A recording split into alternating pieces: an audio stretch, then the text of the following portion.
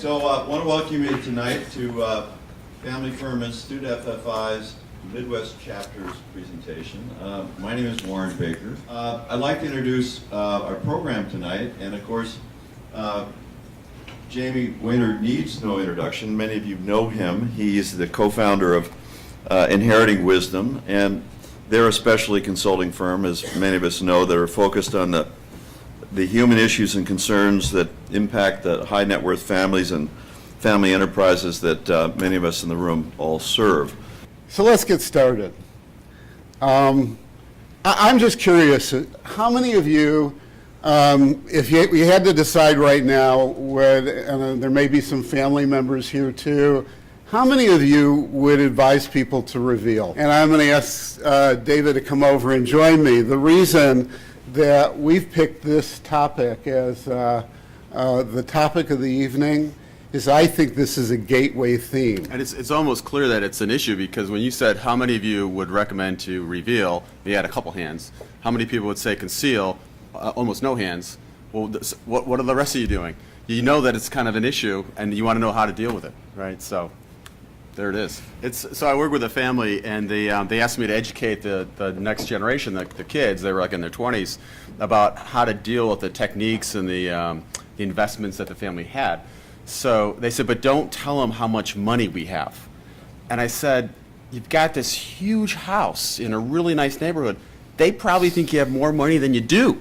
So what are you going to do about that? You know, I've got another client that is a CEO of a publicly traded company, and he's managed to keep it, not reveal, keep the information kind of held back. And he comes home from work one day, and the family's sitting. He's got like 3 teenage daughters, and they're sitting around the kitchen table. And in the middle of the table is a Chicago Tribune, and it's reporting his negotiation with his board of directors on how much money his compensation package is going to be. And the answer is the girls say, "I can't get a new car, and this is how much money you're making."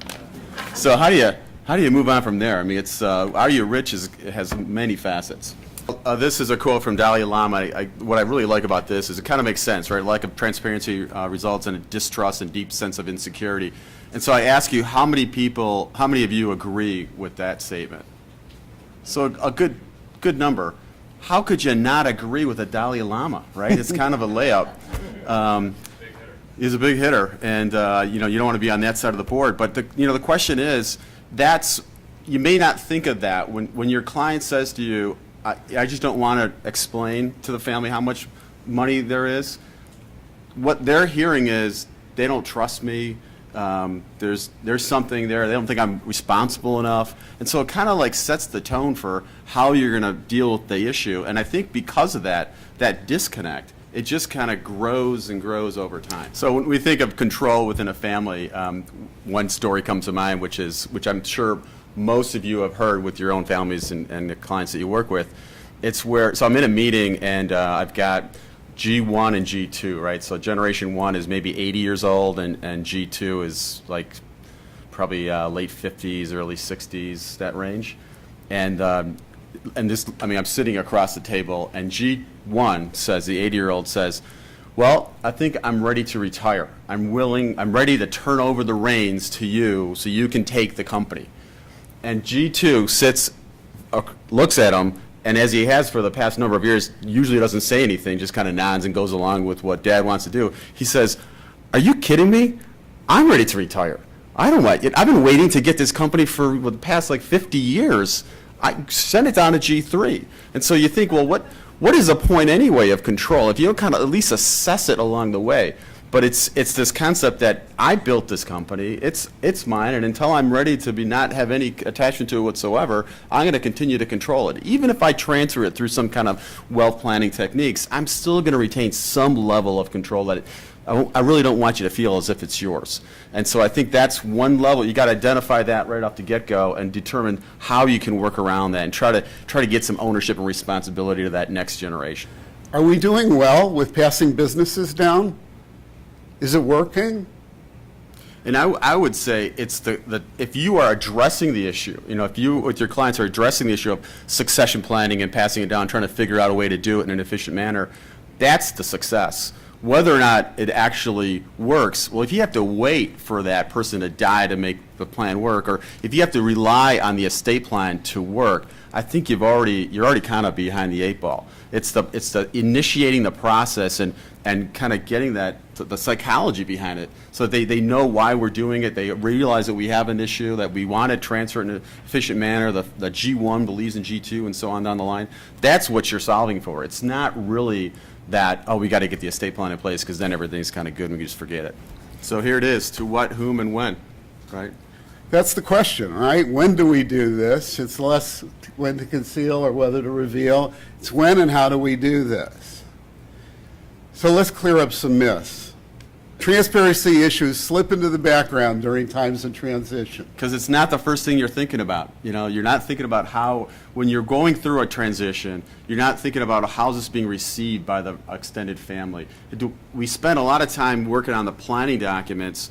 Do you spend as much time explaining to the kids why you're doing it? You know, explain the meaning of the family wealth and why it's important that we do this, and that we have, you know, we maybe have a responsibility because we have wealth that we should be doing things a little differently, and that's why we're doing all these different, you know, transactions and documents, that kind of thing. So I think this is, from my perspective, this is a time when the problem starts, because you've got a transition, everybody's kind of geared up on that. You can focus on this issue, someone's passed away perhaps, and you lose sight of how are the other family members receiving that.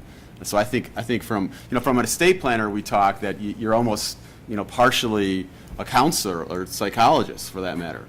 Hopefully you're not thinking that you're an estate planner part of the time, but that's how we think about it, because I can solve how do you get X amount of dollars to whoever, but how do you make that person feel like they're part of the process? That, you know, you have to work with the family to get that done. So when the time comes, yeah, this is it. Yeah, the kids will know how to handle the business. Which is the ultimate punt, right? So I don't really want to deal with it now. I've got the estate plan. It was painful enough to meet with Mike Whitty when I went through the estate plan in the first place. And now I don't want to have to sit down and have that awkward conversation with my kids.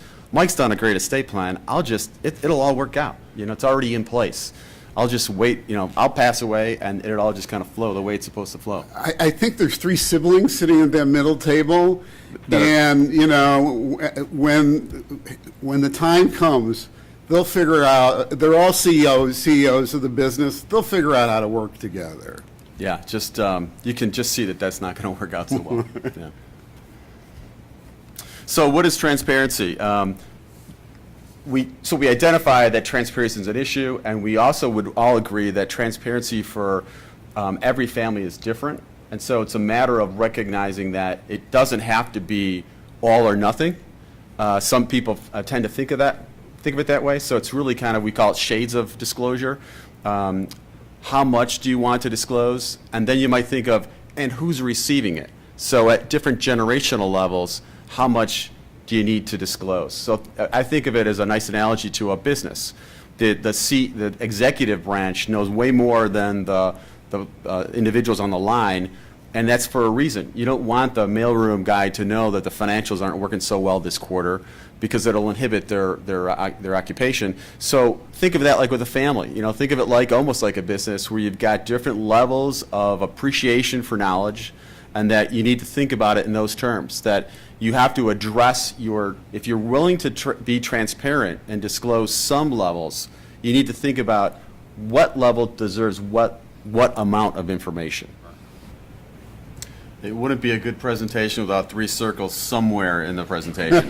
So I think this highlights the point of recognize who your recipient is. You know, what role do they play? Where are they receiving the information from? And you might want to tailor your transparency that direction, right? So this is this we call it stakeholders. This we find is kind of critical. It's the capacity to receive the information and process it. Where you sit on the chart makes a big difference in how you're going to actually process that information and be a functioning member of the family. So this is all part of really planning ahead and thinking about when you're thinking about being transparent with a family, think about how those individuals, what do they need to know, when do they need to know it, and how are they going to deal with it. I've certainly been in those conversations where the family either does or doesn't want to explain how much wealth is there, And I think the other side of your premise is I don't want them to do whatever they want to do. You know, I've been in meetings where the G2 says, oh my gosh, if I knew that there was this much money waiting for me, I would have lived my life completely different. I would have gone out to California, become an artist like I always wanted to do instead of a banker in New York. And maybe the parent knows that and says, yeah, I thought that might happen, and that's why I'm telling you today. You know, so it's a kind of a balancing act. And I guess another comment that we made earlier today is, you know, a comment about family offices. If you've seen one family office, you've seen one family office. Same thing with families. I mean, families are all different, and there's no kind of silver bullet that tells you exactly how to do it.